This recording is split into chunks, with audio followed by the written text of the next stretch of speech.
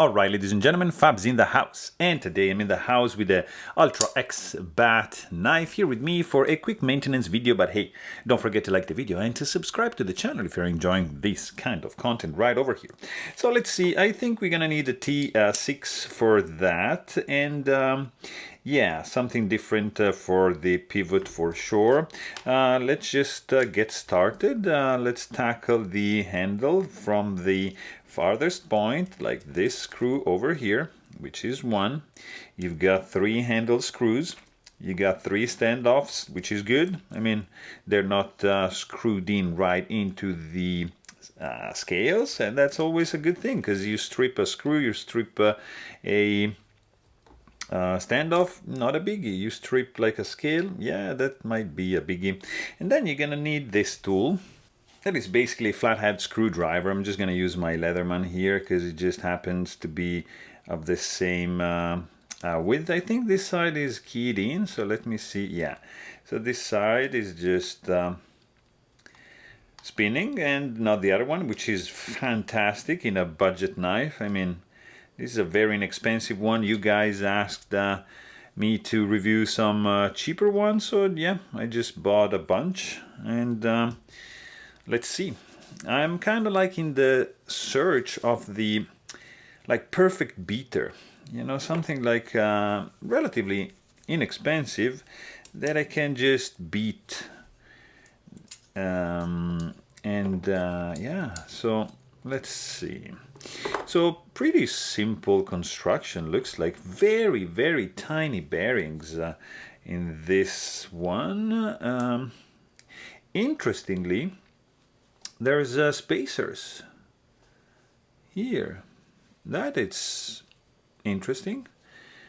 So yeah, these bearings are tiny, like probably the tiniest that I've seen.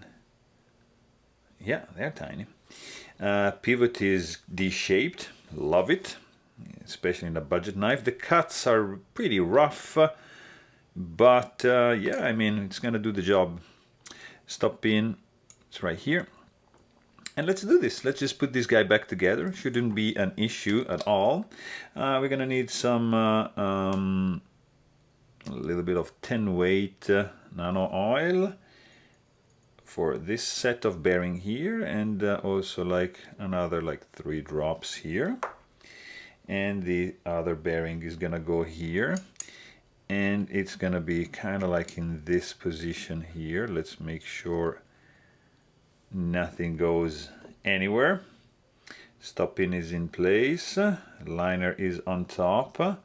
Let's just use this guy here. I just realized I forgot to add just a tiny drop here on the detent ball, so that's gonna, it might smoothen things out. Here you go. And then liner goes on top like that, and then you got your scale, and then you got your pivot, which is keyed in. So just remember the orientation. It should be this side over here. Okay, there you go. I was lucky. See, went in pretty nicely.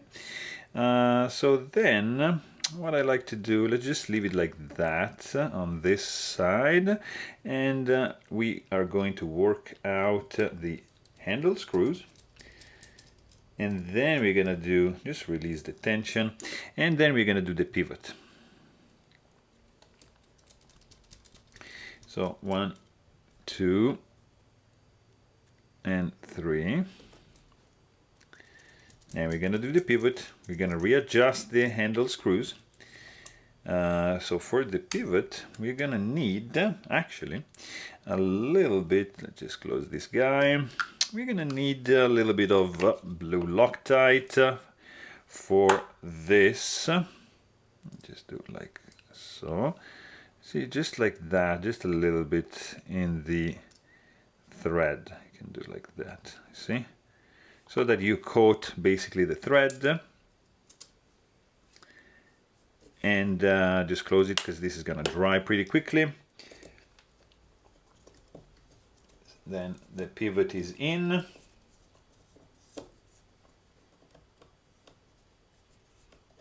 Okay.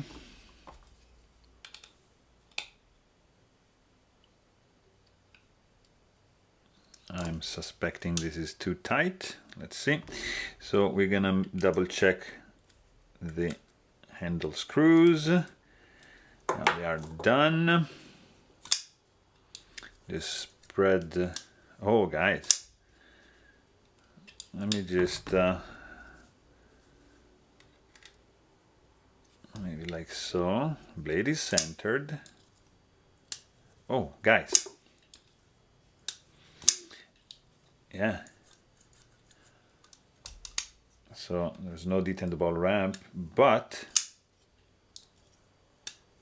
oh, I mean, it's not issue free. I mean, this area over here already sees some, but look at the action, how it's now. Hey, guys, check this out. It is a very good action, I must say. It might not be the most attractive knife of them all, but for sure the action has been improved with this little tune-up. So there you have it. Hope you guys enjoyed this video. Please don't forget to subscribe, and thanks for watching. Stay tuned.